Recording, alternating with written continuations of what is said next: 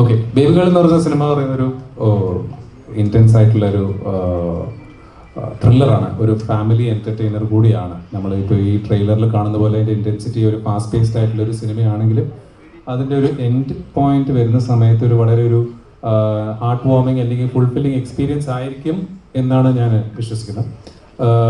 ഈ സിനിമയിൽ അഭിനയിച്ചിരിക്കുന്ന നിവിൻ സാർ ആയാലും ശരി, സംഗീത ആയാലും ശരി, ലിജു മോൾ ആയാലും ശരി, അഭിമന്യു ആയാലും ശരി, മറ്റ് ചെറിയ ചെറിയ ക്യാരക്ടേഴ്സ് ചെയ്ത വളരെ വലിയ വലിയ ആർട്ടിസ്റ്റ് ഈ സിനിമയിൽ ഉണ്ട്. അവരെല്ലാവരും അവരുടെ വർക്ക് വളരെ കൃത്യമായി നിർവഹിച്ചിട്ടുണ്ട്.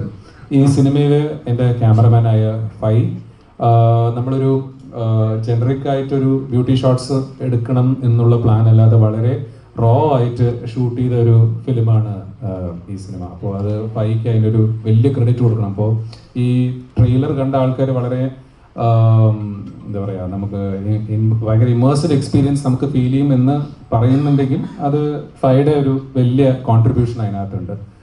ഇതിൻ്റെ മ്യൂസിക് ചെയ്തിരിക്കുന്ന സാം സി എസ് ആണ്. സാം സി എസ് വളരെ ബിസി ആയിട്ടുള്ളൊരു ഷെഡ്യൂളിലാണ് നമുക്ക് ഇത്രയും നല്ലൊരു ബാക്ക്ഗ്രൗണ്ട് സ്കോർ ഇതിനു വേണ്ടി ചെയ്തത്. സാം സി എസിന് ഒരു വലിയ താങ്ക്സ് ഇതിൽ പറയാനുണ്ട്.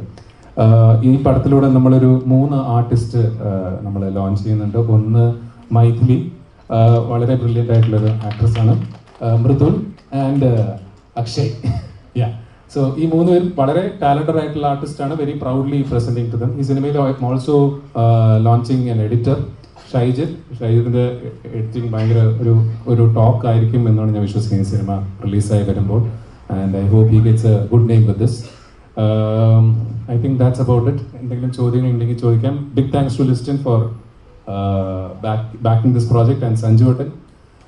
ഈ ഒരു ഇങ്ങനൊരു വളരെ ഇൻറ്റൻസ് ആയിട്ടുള്ളൊരു സിനിമ എഴുതി ഇതിനെ എൻ്റെ അടുത്ത് ട്രസ്റ്റ് ചെയ്ത് തന്ന് സഞ്ജു ഏട്ടൻ ഒരു വലിയ താങ്ക്സ് ഉണ്ട്. ഈ suppose to come here fully on the വേയിലാണ് തോന്നുന്നത്.